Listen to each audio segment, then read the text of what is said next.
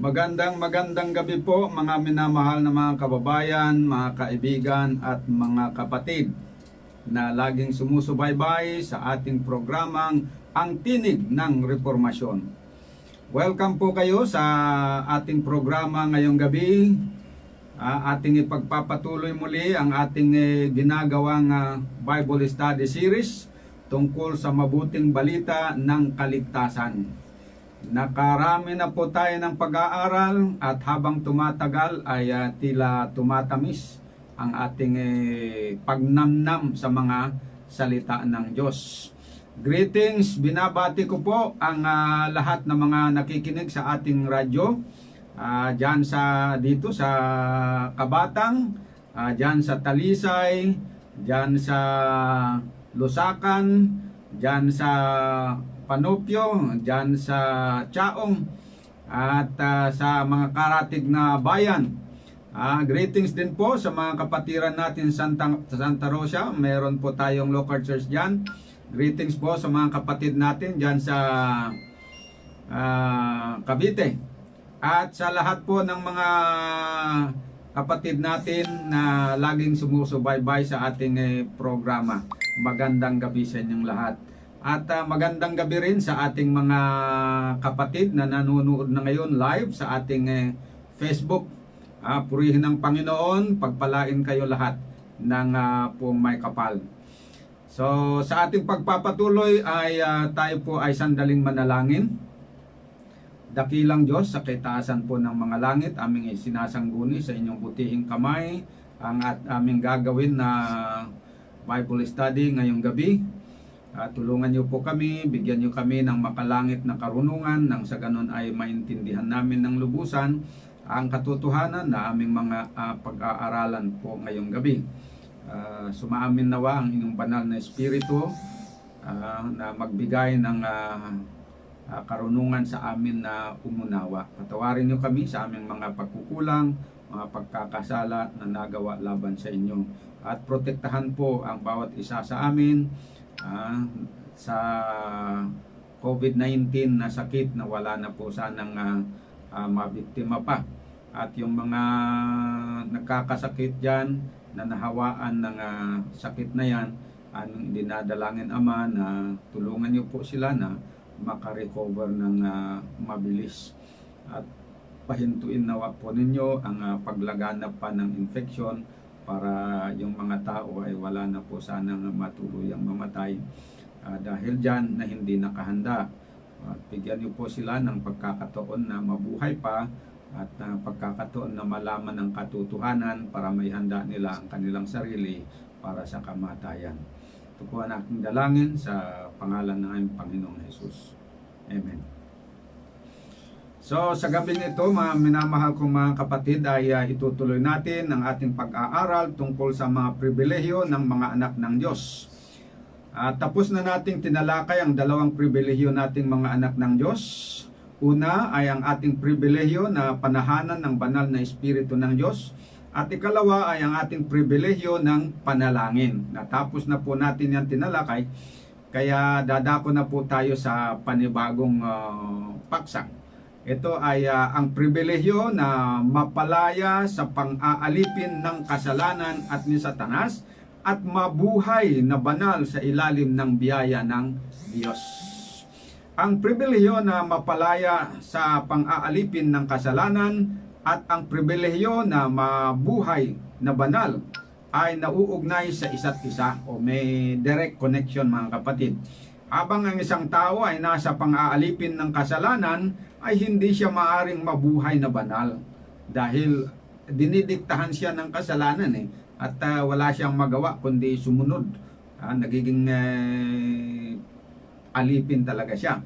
Kaya kailangan na tayo po ay mapalaya sa pang-aalipin ng kasalanan upang tayo ay mamuhay na banal. That is the only way mga kapatid. No? Ito ang kalooban ng Diyos na kasalukuyang isinasagawa ni Kristo sa ilalim ng ikalawang bahagi ng gawain ng kaligtasan. Okay. Baka may magsasabi sa inyo, Hindi ko kailangang mapalaya dahil hindi naman ako naging alipin ng kasalanan at ni Satanas sa tanang buhay ko. Dahil ako'y naipanganak na Kristiyano. Yan. Kung ganyan po ang naglalaro sa isipan ng sino man sa inyo, masasabi ko mga kapatid na ganyan din ang sinasabi ng mga Hudyo sa panahon ni Jesus. Basahin po natin ang nasusulat sa John 8 verse 32 to 36. Sinabi nga ni Jesus sa mga Hudyong yaon na nagsisisampalataya sa Kanya, kung kayo'y magsisipanatili sa aking salita o aral, kung magkagayoy, tunay nga kayong mga alagad ko. At inyong makikilala ang katotohanan at ang katotohanay magpapalaya sa inyo. Sa Kanya kanilang isinagot, kami binhi ni Abraham at kailanmay hindi pa naging alipin sino mang tao. Paanong sinasabi mo kayo'y magiging laya? Sinagot sila ni Jesus, katotohanan sinasabi ko sa inyo, ang bawat nagkakasala ay alipin ng kasalanan. At ang alipin ay hindi nananahan sa bahay magpakailanman. Ang anak ang nananahan magpakailanman. Kung palayain nga kayo ng anak, kayo'y magiging tunay na laya. So ayon sa verse 32, sabi ni Jesus sa mga Hudyong kausap niya na kailangang makilala nila ang katotohanan at ang katotohanan na yan ang magpapalaya sa kanila.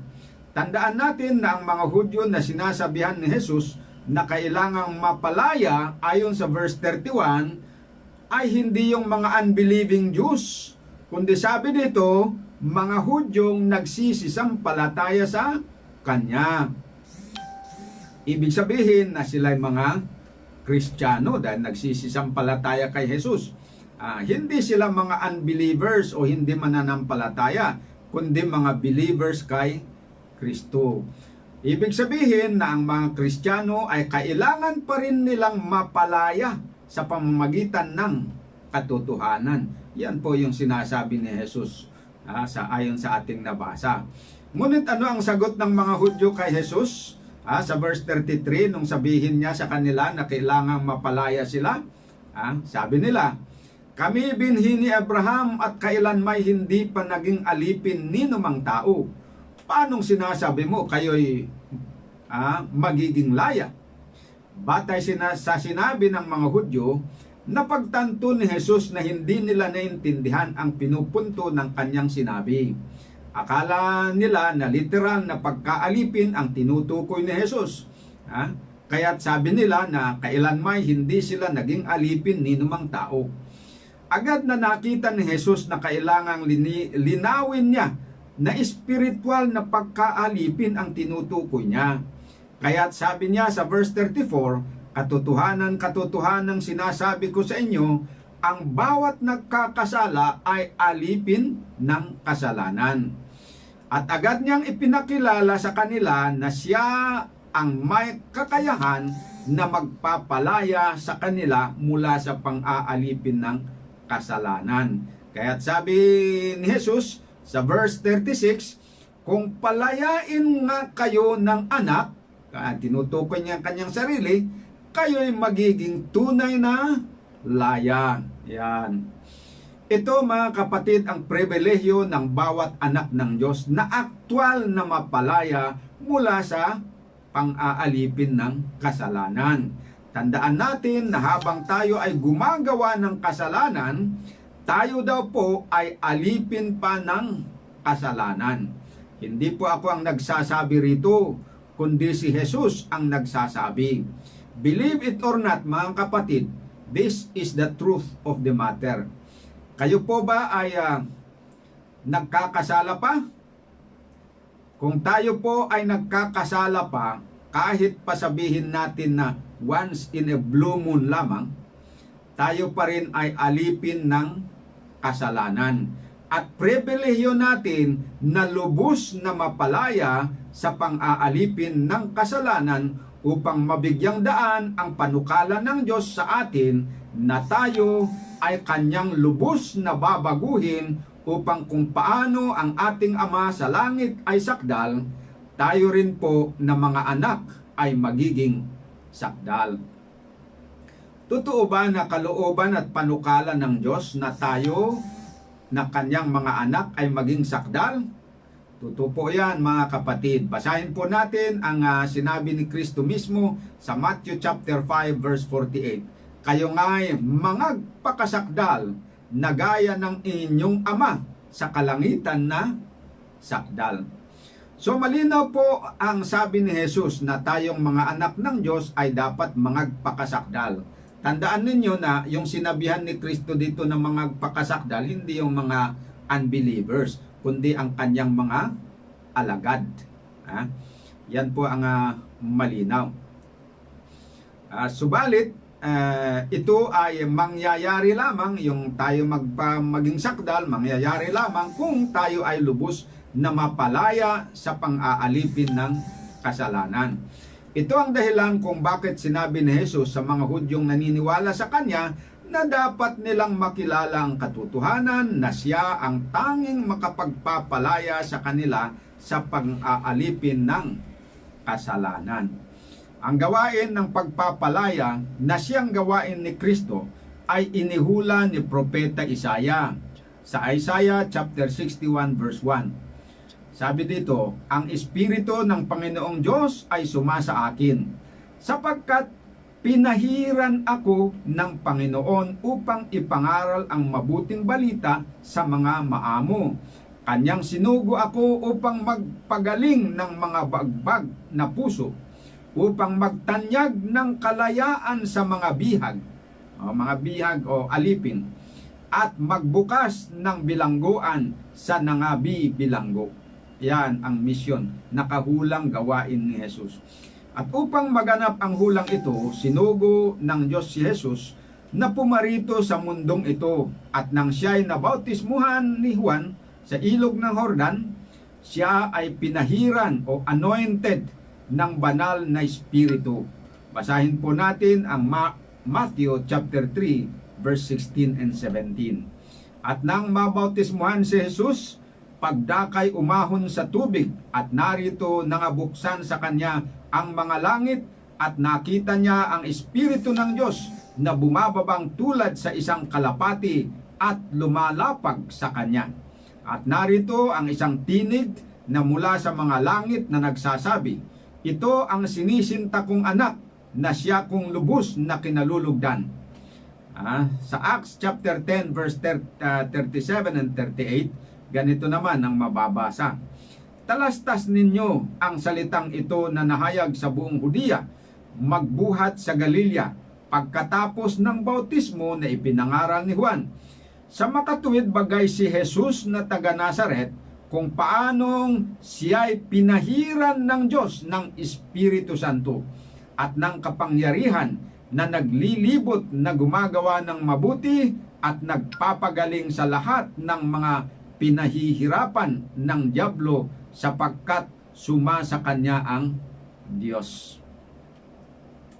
Pagkatapos ng kanyang bautismo na kung saan siya ay pinahiran ng Diyos ng Espiritu Santo, siya ay pumunta sa Nazaret na kinalakhan niya, at sa araw ng Sabat ay pumasok siya sa sinagoga at kanyang ipinakilala ang kanyang gawain ayon sa hula ni Propeta Isaiah. Basahin po natin ang Luke chapter 4 verse 6 to 21. At siya ay napasa Nazaret na kanyang nilakhan, at ayon sa kanyang kaugalian, siya ay pumasok sa sinagoga ng araw ng Sabat at nagtindig upang bumasa. At ibinigay sa kanya ang aklat ng Propeta Isaiah. At binuklat niya ang aklat na nasumpungan niya ang dakong kinasusulatan. Sumasa akin ang Espiritu ng Panginoon, sapagkat ako'y pinahiran niya upang ipangaral ang mabubuting balita sa mga dukha. Ako'y sinugo niya upang itanyag sa mga bihag ang pagkaligtas o pagpapalaya, ibig sabihin yon, at sa mga bulag ang pagkakita, upang bigyan ng kalayaan ang nangaapi, upang itanyag ang kaaya-ayang taon ng Panginoon. At binalumbon niya ang aklat at isinauli sa naglilingkod at naupo, at ang mga mata ng lahat ng nasa sinagoga ay nangakatitig sa kanya. At siya ay nagpasimulang magsabi sa kanila, ngayon naganap ang kasulatang ito sa inyong mga pakinig. Hindi po lahat ng sinabi ng hula ay naganap na sa panahon na yon. Ang sabi ni Jesus na naganap na ay ang tungkol sa pagpapahid o pag-anoint ng Panginoon sa kanya. Dahil at this point, tapos na siyang nabautismuhan. At doon sa kanyang pagkabautismo, sabi na God anointed him with the Holy Spirit. Yan.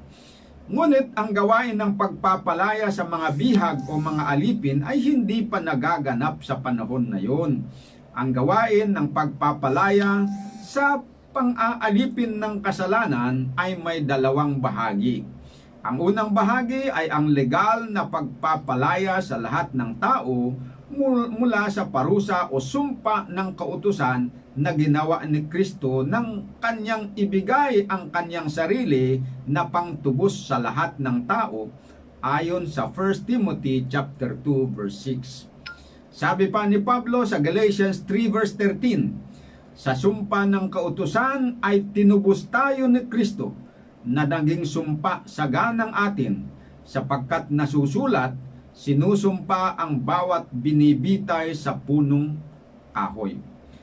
1 Peter 1 verse 18 and 19, ganito rin ang ating mababasa, na inyong nalalamang kayo'y tinubos, hindi ng mga bagay na nangasisira ng pilak o ginto, mula sa inyong walang kabuluhang paraan ng pamumuhay na ipinamana sa inyo ng inyong mga magulang, kundi ng mahalagang dugo, gaya ng sa korderong walang kapintasan at walang dungis, sa makatuwid bagay ang dugo ni Kristo. So ayon mga kapatid kay Pablo, noong namatay si Kristo para sa kasalanan ng sanglibutan, siya lamang na mag-isa ang namatay para sa lahat. Subalit dahil siya ang tumatayong tagapagligtas ng lahat ayon sa John 4:42 at 1 Timothy 4 verse 10, ang kanyang kamatayan ay itinuring na kamatayan ng lahat. Basahin po natin ang 2 Corinthians 5 verse 14 and 15. Sapagkat ang pag-ibig ni Kristo ay pumipilit sa amin, sapagkat ipinasya namin ang ganito, na kung ang isa ay namatay dahil sa lahat, kung gayoy, lahat ay nangamatay. Ulitin ko, anong sabi nila? Kung ang isa ay namatay dahil sa lahat, so isa lang yung namatay, pero yung kamatayan niya ay para sa lahat. Ano ngayon ang conclusion? Kung gayoy, lahat ay nangamatay. At siya ay namatay dahil sa lahat, upang ang nangabubuhay ay huwag nang mabuhay pa sa kanilang sarili, kundi doon sa namatay dahil sa kanila at muling nabuhay. So malinaw ang sabi na dahil sa kamatayan ng isa para sa lahat, ang lahat ay considered na nangamatay. Sa Romans 6 verse 8 ay sinasabi pa ni Pablo na tayo'y nangamatay, nakalakip ni Kristo. Sabi pa ng Galatians 2:20, I am crucified with Christ. Dahil dito ay sinabi ng Romans 6:13, na ibilang ninyong kayo'y tunay na mga patay na sa kasalanan, ngunit mga buhay sa Diyos kay Kristo Jesus. At ano ang katayuan ng isang taong namatay sa kasalanan? Ayon sa Romans 6 verse 7, basahin po natin. Ang namatay ay malaya na sa kasalanan, at ito ay sa kadahilanan na nakabayad na siya sa kanyang utang sa kautusan. So yun daw pong taong nagkautang dahil sa nagkasala, kapag siya ay namatay, nabayaran na niya ang kanyang kasalanan, so siya ay malaya na doon sa kasalanan. So ang kasalanan, wala na siyang karapatan na panghawakan pa sana yung yung tao na yung nakabayad na, o hindi ka nahahabulin. Kasi nakabayad ka na, parang nakaalpas ka na doon. Okay? So ganyan po ang ginawa ni Kristo para sa lahat ng tao nung siya ay namatay, at binayaran niya ang kasalanan ng lahat ng tao. Sa pamamagitan ng kanyang kamatayan ay legal na pinalaya niya ang lahat ng tao mula sa pang-aalipin ng kasalanan. Sabi nga ng isang Kristiyanong may malalim na kaalaman sa mga lihim ng Diyos, sa kanyang aklat na pinamagatang Temperance sa page 124, sabi niya doon, with his own blood, he has signed the emancipation papers of the race. Etong pangungusap, modernong pangungusap ito pero yun din yung konsepto na ito ay ganon din yung tinutukoy ni Pablo. Hindi iba nga lang ang ginamit niya. Saglit lang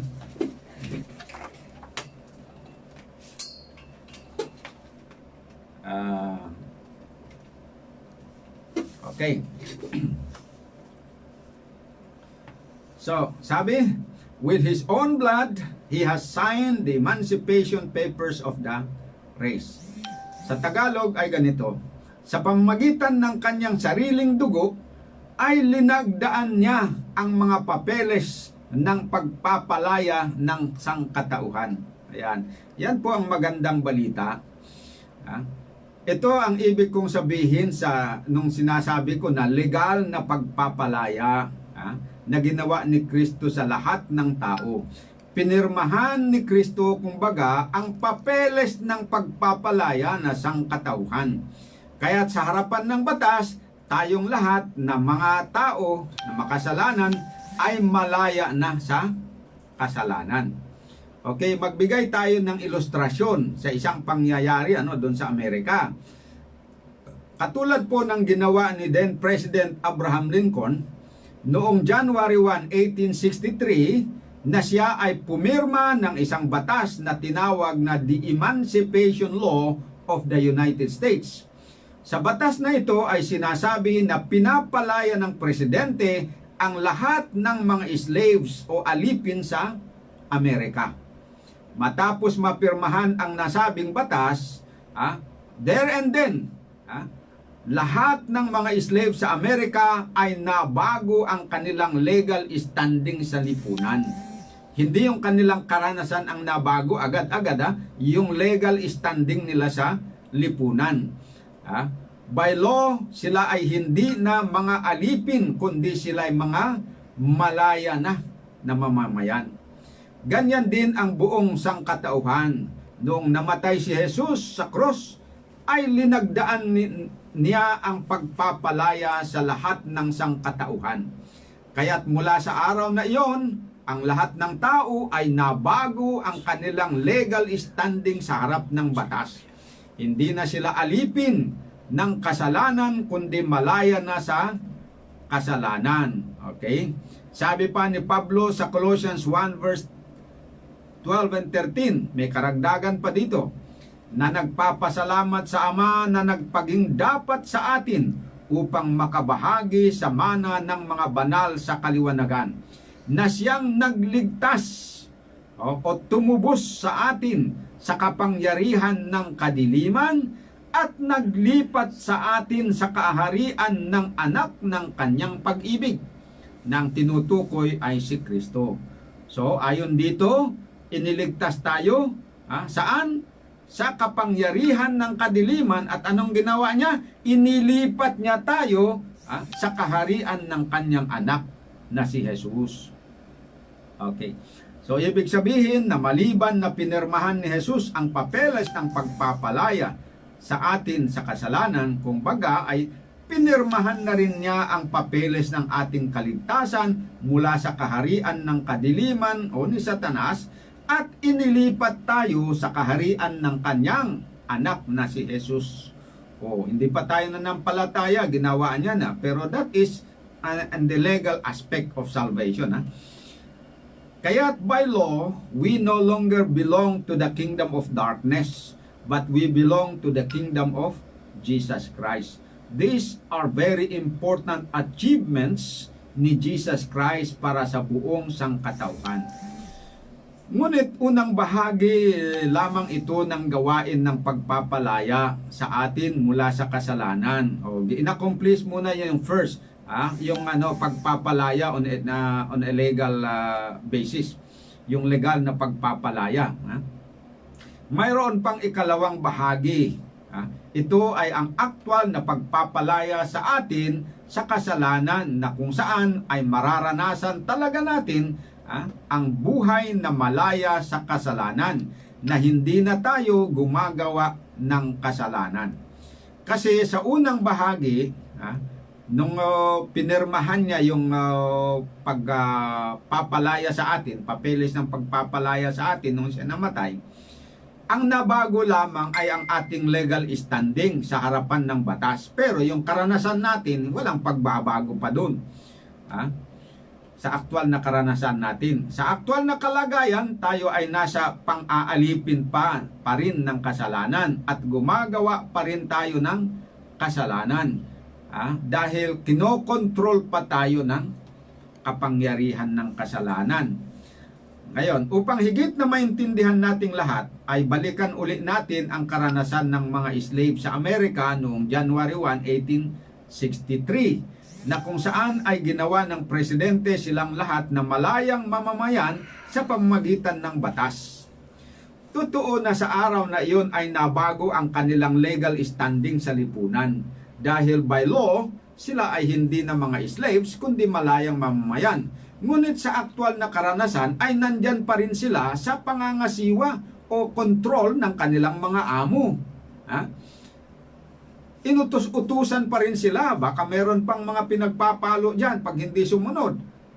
Alipin pa rin sila kung tutuusin. In actual experience. Ang by law, sila ay malaya na, hindi na sana sila slave. Pero hindi pa nila naranasan yun.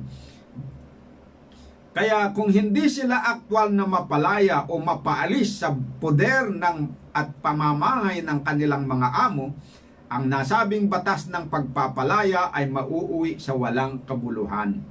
Maliban na ang mga slaves ay alisin, maliban kung ang mga slaves ay alisin sa pamamahay ng kanilang mga amo upang hindi na sila muling kinokontrol, hindi sila maituturing na lubos na malaya sa pagkakaalipin. Maalala ko yung sa panood ko na programa ni Rafi Tulfo, na merong nagsumbong doon na isang babae na matanda at saka isang anak na mas bata na pinapalo, kaya tumakas. Ngayon, sa pag-uusisa, lumabas na ang nagpapalo pala ay yung kanyang nanay. Nanay ba yun o auntie niya? Siya ang nagpapalo doon sa bata.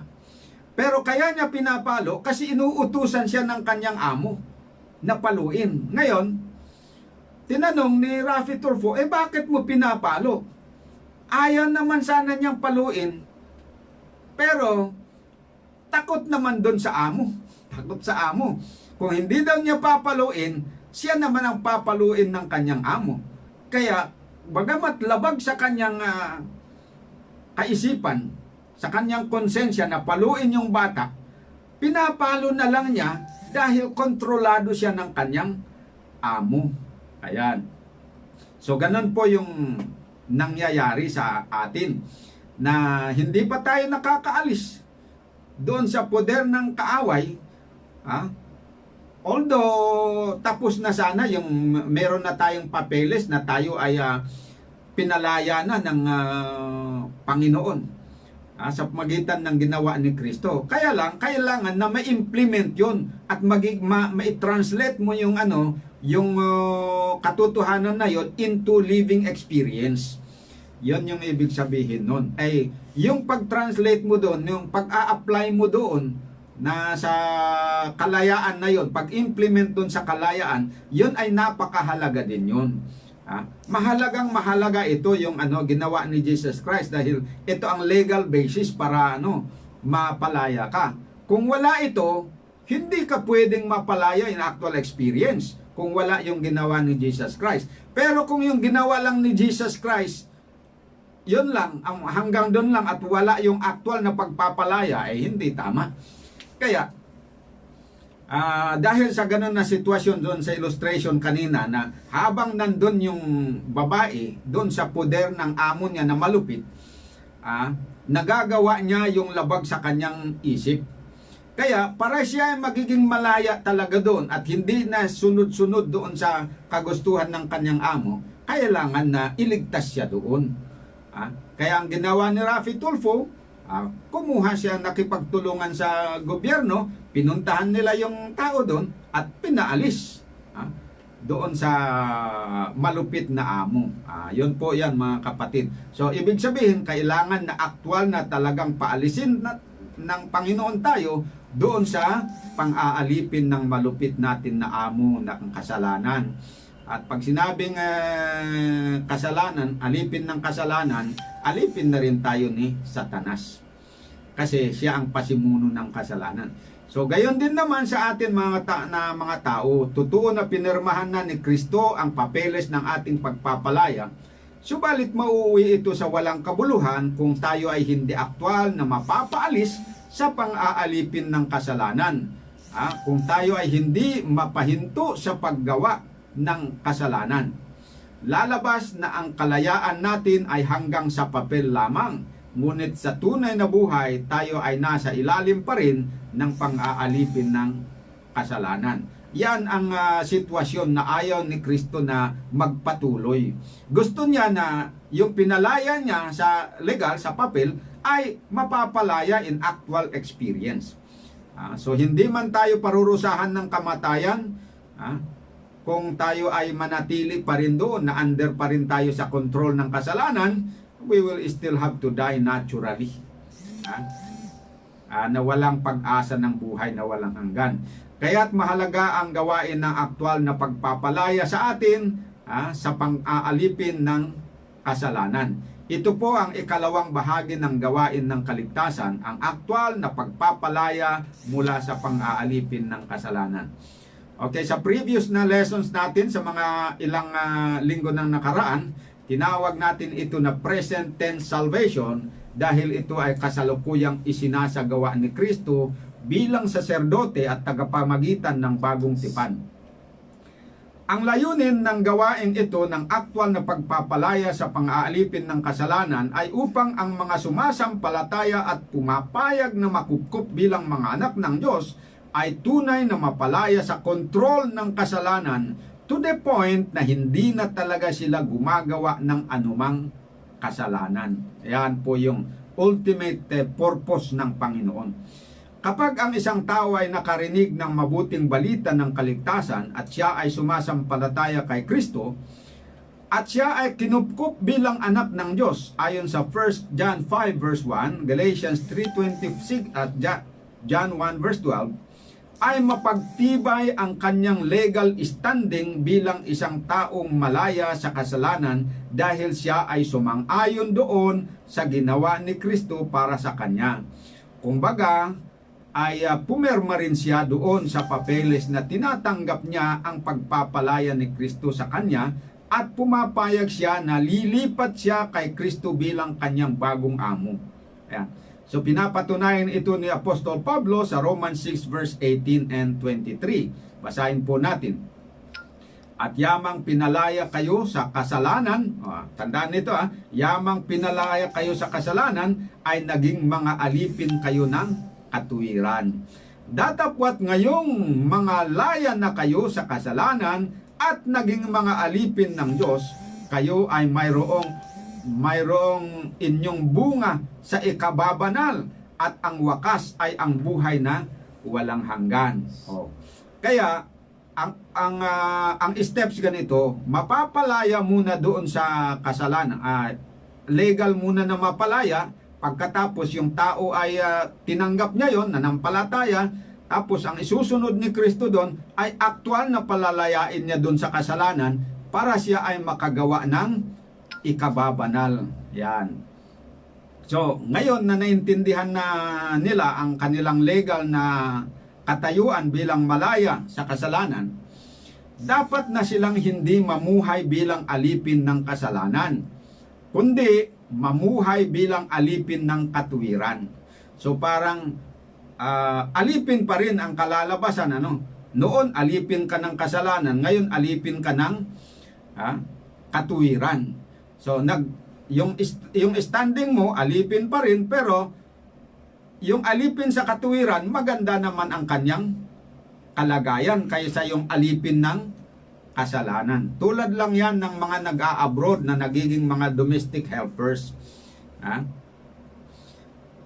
May mga pumupunta dyan na kawawa sila dahil natsambahan nila na yung kanilang amo ay malupit. Inaabuso sila at hindi ibinibigay ang kanilang karapatan. Pero meron namang iba na masayang masaya sila dahil nakatsamba sila na yung kanilang amo ay mabait. Ibinibilang sila na kaparte ng kanilang family. So malaya, bastante ang pagkain nila, tama ang sweldo, hindi rin inaabuso. Ayan. So, kung maari nga, ayaw na sana nilang umuwi kasi nag-i-enjoy na sila doon. So, ganyan lang yun. Hindi lahat ng buhay ng alipin ay pangit. Depende kung ano ang nagiging amo mo. Kung tayo ay magiging alipin ng Diyos, napakaganda yun. Pero kasi alam nyo, bagamat tayo ay tinatawag na alipin, pero ang trato ng Panginoon sa atin ay anak. Kasi kukup-kupin niya tayo na mga anak. Yan po ang kagandahan doon. Kaya ito ang sabi ni Pablo sa Romans 6 verse 18. Pinalaya kayo sa kasalanan ay naging mga alipin kayo ng katuwiran. Ayan. Ang isang alipin ng kasalanan ay alipin din ni Satanas dahil si Satanas ang pasimuno ng kasalanan. Sa kabilang banda, ang isang taong naging alipin ng katuwiran ay alipin din ng Diyos dahil ang Diyos ay matuwid. At ito ang sinasabi ng Romans 6:22. Romans 6:22, basahin po natin.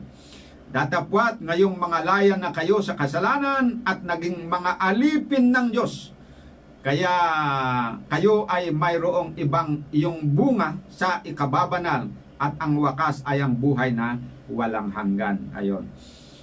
Pag tayo alipin ng Diyos, ang wakas natin ay magkaroon ng buhay na walang hanggan. Subalit dito sa aktwal na pagpapalaya sa pang-aalipin ng kasalanan, ay kailangan ang pakikipagtulungan ng tao sa Diyos upang matagumpay na maisakatuparan. Hindi kagaya doon yung sa unang gawain na yung legal na pagpapalaya sa atin.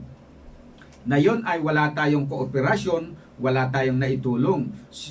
Sinolo ni Kristo na isinagawa yun para sa atin. Pero dito, yung aktual na pagdating sa aktual na pagpapalaya, kumbaga sa literal na alipin, yung talagang paalisin ka doon sa bahay at poder ng iyong amo, na ilalayo ka talaga doon. Yun yung tinutukoy natin na aktual. So dito naman si spiritual, ilalayo din tayo doon talaga sa control ng kasalanan, na hindi na tayo magiging hindi na tayo didikta-diktahan ng kasalanan na parang pasunod-sunod tayo. Hindi na mangyayari yun. Malaya na tayo doon.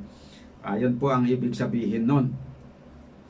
So, ito po ay kailangan ang kooperasyon natin, pakikipagtulungan natin sa Diyos. Kung si Kristo lamang ang magsikap na gumawa na walang napalayain tayo doon sa kontrol ng kasalanan, na walang pakikipagtulungan ang tao, hindi niya magagawa yun, mga kapatid. Hindi matagumpay na mapapalaya ang tao sa kasalanan.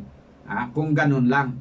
Maalala ko yung karanasan ng isang kapatid na meron siyang anak na naging alipin sa isang pamilya, no? Naging alipin o servant. O servant nga. Tapos, matagal na siya doon, nung maliit pa siya, hanggang lumaki, ay dumating ang punto na itong magulang niya, parang nasabik na rin sila doon sa kanilang anak, gustong bawiin. Ngayon, pumunta sila para kunin. Medyo dinaan pa nga sa DSWD, nagpatulong pa sa DSWD. Pero walang magawa ang DSWD kasi yung anak nila ay hindi naman na minor. medyo nasa tamang edad na, ano na yon, yung bata na yon, ay ngayon gustong pauwiin, pinagbigyan naman, sumama doon sa magulang, pagkatapos ay bumalik din doon sa kanyang amo. Bumalik din sa kanyang amo, tapos pinuntahan ng mga magulang para kukunin. Ayaw na niya. Ayaw niyang tumira doon sa kanyang magulang mismo. Gusto niyang manatili doon sa amo niya. Kaya hanggang ngayon walang nagawa yung magulang. Ganon din po si Kristo.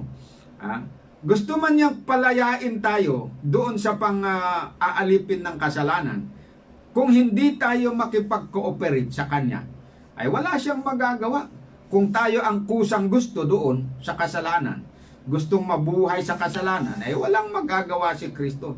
Kahit makapangyarihan pa, hindi niya pwedeng gamitin yung kapangyarihan niya dahil meron po kasing karapatan ang bawat tao na mamili. Yan. At yan ay rinerespeto ng Panginoon. Hindi niya binabiolate yun. Kung wala sana yung karapatan na yun na mamili at ang Panginoon ay pwedeng i-control niya yung tao without their consent and cooperation, ay lahat sana ay maligtas, walang maimpyerno. Dahil kayang kontrolin ng Panginoon, pasunurin niya ang lahat. Pero hindi naman pwede yung ganon.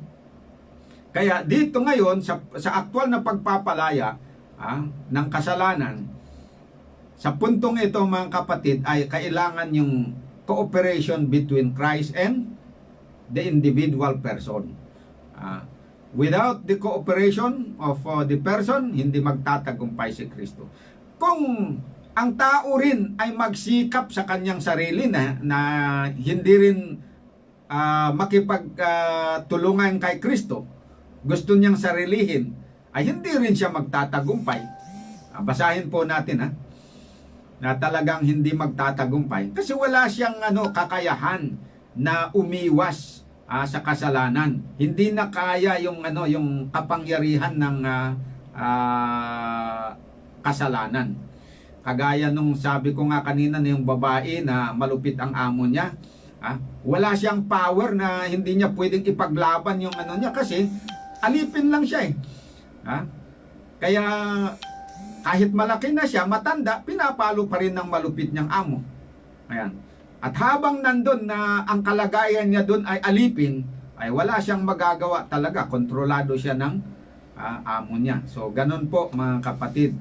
Kaya kung tayo lang po ang gustong umiwas sa kasalanan sa ating sariling lakas, ay walang tulong ang Panginoon, hindi po tayo magtatagumpay. Naranasan po ni Pablo yon. Sinubok niya yung ganun ba? Hindi rin siya nagtagumpay. Basahin natin, Romans 7 verse 14 to 23. Sapagkat nalalaman natin na ang kautusay sa Espiritu, ngunit ako'y sa laman na ipinagbili sa ilalim ng kasalanan. Sapagkat ang ginagawa ko'y hindi ko nalalaman, sapagkat ang hindi ko ibig, ang ginagawa ko. Datapwat ang kinapupuutan ko, yaon ang ginagawa ko. Ngunit kung ang hindi ko ibig ang siyang ginagawa ko, ay sumasang-ayon ako na mabuti ang kautusan. Kaya ngayon, hindi ako ang gumagawa nito, kundi ang kasalanang tumitira sa akin. Sapagkat nalalaman ko na sa akin, sa makatuwid ay sa aking laman, ay hindi tumitira ang anumang bagay na mabuti. Sapagkat ang pagnanasa ay nasa akin, datapwat ang paggawa ng mabuti ay wala. Sapagkat ang mabuti na aking ibig ay hindi ko ginagawa, ngunit ang masama na hindi ko ibig ay siya kong ginagawa. Datapwat kung ang hindi ko ibig ang siya kong ginagawa, ay hindi na ako ang gumagawa nito, kundi ang kasalanan na tumitira sa akin. Kaya nga nasumpungan ko ang isang kautusan na kung ibig kong gumawa ng mabuti, ang masama ay nasa akin. Sapagkat ako'y nagagalak sa kautusan ng Diyos ayon sa pagkataong loob. Datapwat nakikita ko ang ibang kautusan sa aking mga sangkap na nakikipagbaka laban sa kautusan ng aking pag-iisip. At dinadala akong bihag sa ilalim ng kautusan ng kasalanan na nasa aking mga sangkap. So, ganyan ang paglalarawan ni Pablo sa kalagayan ng isang Kristiyano na gustong mamuhay na matuwid ayon alinsunod sa nalalaman niyang mabuti at matuwid na kautusan ng Diyos. Yung gusto niyang gawin na mabuti ay hindi niya magagawa at ang masama na ayaw niyang gawin ay siyang nagagawa niya. Bakit? Bakit ganito ang nangyayari? Ayon sa verse 18, sapagkat ang pagnanasa ay nasa kanya, datapwat ang paggawa ng mabuti ay wala. Ayun. Yung pagnanasa, yung pagpapasya na gusto niyang gumawa ng mabuti, nandyan sa isip niya. Pero wala siyang kakayanan na isagawa yung mabuting pinapanukala niya. Dahil malakas ang kontrol o impluensya ng kasalanan na tumitira sa kanya. Okay. Kaya, ayun po. So, kaninong kagustuhan ngayon ang nangingibabaw sa ganyan na pangyayari? Kasi siya, yung kanyang isip, gusto niyang gumawa ng mabuti. Pero, yung kasalanan na nasa kanya, dumidikta sa kanya, pinapagawa siya ng masama.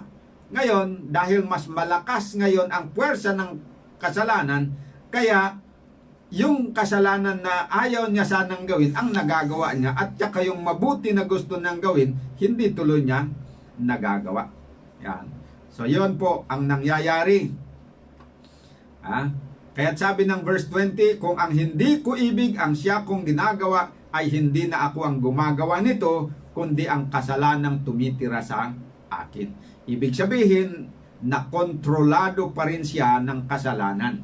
Inaalipin pa rin siya ng kasalanan. So, paano natin alam na ito ay larawan ng karanasan ng isang Kristiyano na hindi nakipag-cooperate sa Diyos? Alam natin yun dahil sabi ng verse 22, sapagkat ako'y nagagalak sa kautusan ng Diyos ayon sa pagkataong loob. Ito naman mga kapatid, ang isa na hindi unregenerate person kung tawagin, ay hindi nagagalak sa kautusan ng Diyos ayon sa pagkataong loob. Kasi ang kinagagalakan ng isang unregenerate person ay talagang yung gumawa ng masama. Ayan. Hindi yung mabuti ayon sa kautusan ng Diyos. Kaya yun ang magpapatunay na ito ay karanasan ni Pablo no siya ay nagiging mangyari siguro ito yung yung una na siya ay sumampalataya. Parang bata pa siya, hindi pa niya gaanong naintindihan. Nanampalataya nga siya kasi alam nyo, nung pag nabinyagan siya, madali lang yun madali lang yun yung pagkabinyag niya. Hindi pa nga siya dumaan ng mahabang Bible study. Kasi sabi ng Espiritu doon kay Ananias, puntahan mo. At nung nakita doon, bulag. Nung idinalangin, naalis yung pagkabulag niya. Pagkatapos, ayun, binautismuhan siya. Ngayon, medyo natuwa siya. Gusto na niyang ihinto yung masamang gawa niya, pero nakaranas siya ng struggle na ganito. Na yung gusto niyang akala niya, kasi dati naman siya na masigasig, akala niya kayang-kaya niya sa kanyang sarili na walang tulong si Kristo. So sinikap niya ngayon na iwasan ang kasalanan. Talaga, iwasan niya talaga ang kasalanan at sumunod ng todo doon sa kautusan. Kasi alam natin, siya isang parisyo. At sabi ni Kristo, yung mga parisyo, totoo yan na nagmamalinis sila sa panglabas, sa harapan ng tao. Pero ang totoo yan, lumalabag yan talaga sila sa kautusan. So nakita ni Pablo bilang isang parisyo na convert siya, nakita niya na talagang marami siyang ginagawa na mali. Bilang kahit na parisyo pa siya, gusto niya ngayon na ihinto. Pero ang nangyayari, sabi niya dito na bigo siya kasi yung gusto niyang mabuting gawin ay hindi niya nagagawa. Yung mga masama niyang ayaw niya sanang gawin, yun pa rin ang nagagawa niya. Kaya makikita natin na karanasan talaga ni Pablo ito siguro nung baguhan pa siya. Pero ang karanasan na ito ni Pablo ay nakatulong din sa kanya ng malaki. upang ma-realize na sa kanyang sarili ay wala siyang kakayahan na lumaya sa kasalanan. So, blessing pa rin ito. Yung natupad nga sa kanyang karanasan, yung sabi doon na all things work together for good. Tulad ng Israel noon na pinasok nila yung old covenant na hindi naman maganda. Nag-inisip nila, nakala nila kayang-kaya nilang sundin yung kautusan. So nangako sila na all that the Lord has said we will do. It turned out na within 40 days, napatunayan na hindi pala nila kayang gawin. So na-convince na ngayon sila na hindi pala pwede ito. Kaya ngayon, ready na sila na mag-submit doon sa kalooban ng Panginoon na makipagtulungan sa Kanya na yung hindi nila kayang gagawin, by the help of God, pwedeng mangyari sa kanilang buhay. So ganito ang nangyari kay Pablo. Na-realize niya yon na sa kanyang sarili hindi niya kaya na mabuhay ng matuwid at malaya sa kasalanan. So na-realize din niya na hindi naman pala siya hopeless. Merong makakatulong sa kanya. Ayun. Yun po ang na-realize niya doon. Na merong makakatulong siya. At lumapit nga siya kay Kristo, nagpatulong, hindi naman siya binigo ni Kristo, tinulungan naman siya. At siya ay matagumpay naman na napalaya sa kasalanan at nakagawa ng mabuti. Kaya sa verse 25 ay sinabi ni Pablo, nagpapasalamat ako sa Diyos sa pamamagitan ni Jesucristo na Panginoon natin. I-contrast nyo ito doon sa verse 24 na sabi niya noon, abang tao ako, sino ang magliligtas sa akin sa katawan nitong kamatayan? Yun yung sinabi niya nung na-realize niya na hindi pala niya kaya. Marupok pala siya, hindi niya kayang iwasan ang kasalanan sa kanyang sariling lakas. Pero nung nasumpungan niya ang tulong kay Kristo, ganito ang kanyang sabi sa verse 25. Nagpapasalamat ako sa Diyos sa pamamagitan ni Jesucristo na Panginoon natin. Kaya mga kapatid,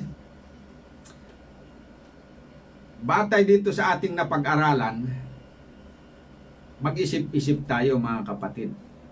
Meron ba tayong mga kasalanan na ginagawa na nais nating ihinto ngunit hindi natin magawa-gawa? Nakaranas ba kayo o meron ba kayong nararanasan sa kasalukuyan na kasalanan na nakukonsensya kayo, nalalaman nyo na mali, gusto nyong maiwasan, pero hindi nyo nagagawa? Sinikap nyo naman, sinikap nyong gawin sa inyong sariling lakas pero hindi kayo nagtagumpay. Maalala ko yung aking professor noon sa kolehiyo. Doon pa ako sa college, nagbigay siya ng confession sa akin na siya pala ay LGBT, no? Lalaki, matipuno, lalaking magsalita, pero sa gabi ay medyo iba ang kanyang buhay. Sabi niya sa akin, sinubok ko naman itong labanan. Nung estudyante pa ako, sumali nga ako sa athlete, naging athlete ako dahil ayaw ko talaga ito na ganito ang magiging buhay ko. Linabanan ko yung ganitong damdamin. Lalaki naman ako pero bakit mayroon akong damdamin na babae? Sabi niya, linabanan daw niya. Pero sumuko siya. Dahil hindi daw talaga niya kaya. Sa kaloonan hindi talaga niya kaya, kaya tinanggap na lang daw niya. Ang problema, hindi niya nakilala kasi si Kristo na kayang tumulong sa kanya.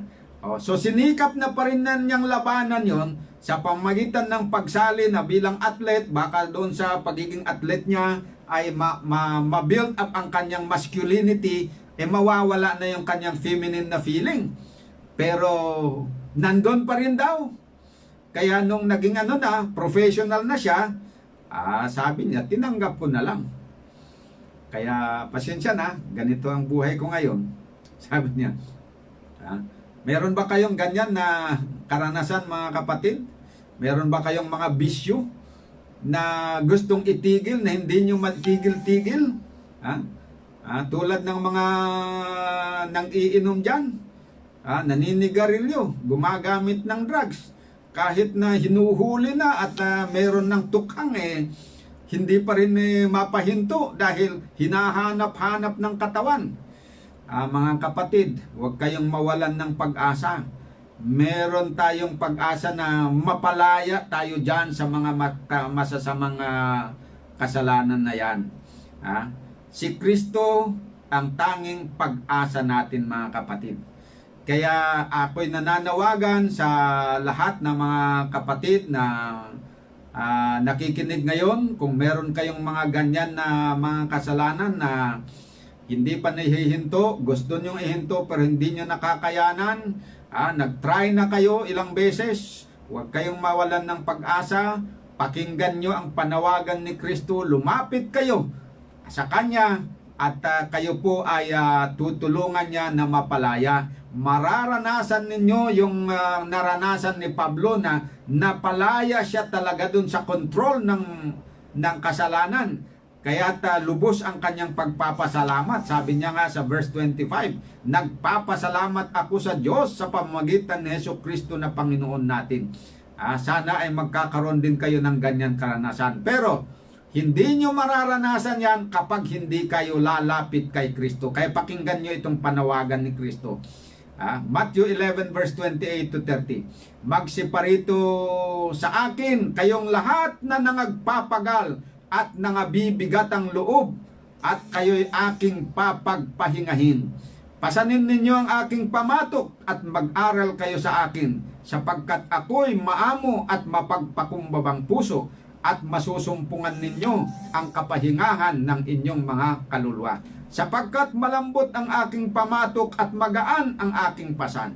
Yan ang pangako ni Kristo. At tutuparin niya yan dahil meron siyang kapangyarihan. Sapat ang kanyang kapangyarihan na makatulong sa atin. Kaya lang, sabi ko nga kanina, kung hindi tayo lalapit sa Kanya, hindi tayo makipagtulungan, hindi niya gagawin yun sa atin. Kasi ayaw niyang labagin yung ating karapatan, mga kapatid. He can only do that kung tayo po ay makipagtulungan sa Kanya, makipag-isa. Kaya huwag po ninyong ipagpaliban, mga kapatid, ang inyong paghingi ng tulong sa Diyos kung kayo po ay nasa ganyan na kalagayan. Nakikita ninyo kung saan kayo nagkakamali, gusto niyang magbagong buhay pero hindi nyo nakakayanan. Hindi lang ito sa mga baguhan, maging tayo dito ng mga membro ng matagal na baka napalaya na tayo sa ibang mga kasalanan pero meron pang mga kasalanan hindi pa tayo napapalaya dyan.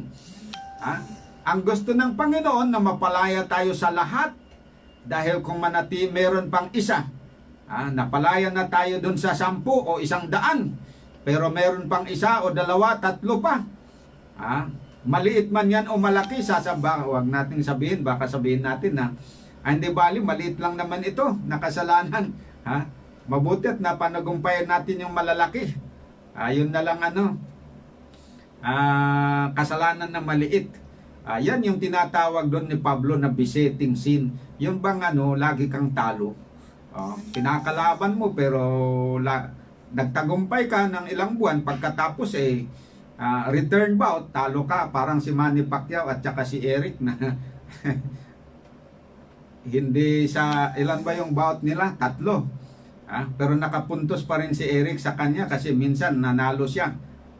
Pero natalo naman din sa bandang huli.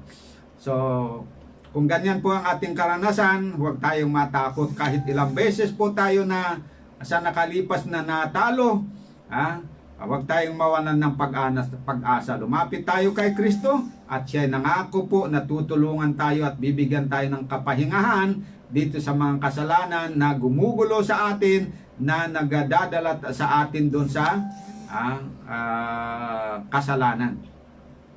Huwag din po nating ipagpaliban yung paglapit natin kay Kristo dahil mapanganib ang panahon, mga kapatid.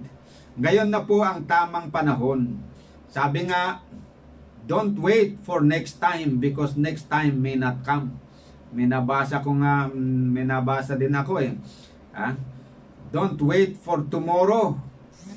Tomorrow will never come, because when tomorrow comes, it will be today. Kaya huwag tayo pong iasa doon na saka na, next time na, baka yung next time ay hindi mangyayari. So ito po ang panawagan ng Diyos. Hindi ko panawagan ito, binasa ko, panawagan ng Diyos sa lahat po ng mga tao. Walang walang pinipili. Lahat ng tao na sabi doon na nagpapagal at nangabibigat ang lubha. Tayo po ay tinatawagan ng Diyos na lumapit sa Kanya, isanggunin natin ang ating problema, makipagtulungan tayo sa Kanya, at Siya po ay nangako na tutulong sa atin. Kaya samahan niyo po ako sa panalangin, mga kapatid, at isanggunin natin ang ating mga problema sa Kanya. At makiisa kayo sa panalangin sa akin. Habang ako po ay nananalangin sa inyo, mangyari din po na sa inyong puso, manalangin din po kayo, at ipagtapat ninyo sa Kanya kung anuman ang alam ninyo na kasalanan na gusto ninyo na talagang maging malaya. Na yun ang kumokontrol sa inyo, idalangin nyo rin po. At ako'y naniniwala na tutulungan po tayo ng Diyos na magiging malaya dito sa kasalanan, dahil yan ang Kanyang kalooban. Tayo po ay manalangin. Dakilang Diyos, sa kitaasan po ng mga langit, sa gabing ito nagagalak po kami sapagkat napakalinaw po ang inyong mensahe sa amin, na gusto ninyo na kami po ay talagang lubos na maging malaya dito sa pagkokontrol ng kasalanan. Napagkat batid namin at inyong pinaalam ngayon na dito sa aming laman ay nandito ang kapangyarihan ng kasalanan, na siya ang tuwing nagpapanukala kami na gumagawa ng mabuti ay nag-uutos sa aming isipan na gumawa ng masama, at pilit kami na pinapasuko sa paggawa ng masama. At kung hindi nyo po kami tulungan, ay batid namin na talagang walang mangyayaring mabuti sa amin, sapagkat anumang lakas ang aming gagawin, hindi po namin kaya ang kapangyarihan ng kasalanan sa aming laman. Kaya tulungan niyo po ako, kami Panginoon. Tulungan niyo ako, tulungan mo ang mga kapatid ko sa iglesia, tulungan ang aking mga kasamahan na mga ministro, mga manggagawa, aking pamilya at pamilya ng lahat ng mga membro, mga leaders namin sa local church, leaders namin sa mga mission, union at sa general conference, at sa lahat po ng mga membro sa iglesia. Tulungan niyo po na lubos nawa sana na makipagtulungan kami upang mapaglabanan namin at mapalaya kami sa lahat ng mga uri ng kasalanan, nang sa ganun ay hindi na po kami gagawa ng anumang kasalanan, kundi pawang kabutihan lahat. At sa lahat po ng mga nakikinig sa aming programa, tulungan nyo rin po sila na isuko nila, masundan sana nilang isuko ang kanilang sarili at kay Kristo, at tulungan nyo rin sila na mapalaya sa anumang kasalanan na kumokontrol sa kanila, na nagdadala ng kamalasan sa kanilang buhay. Ito po ang aking dalangin, lakip ang kapatawaran nawa ng inyong aming mga kasalanan, sa pangalan ng aming Panginoong Jesus. Amen. Okay, magandang gabi po sa inyong lahat, mga suki naming tagapakinig. Thank you very much sa inyong walang sawang pagsusubaybay sa ating programa, at thank you very much sa ating mga viewers sa Facebook Live. At magandang gabi sa inyong lahat. See you again tomorrow. God bless and good night.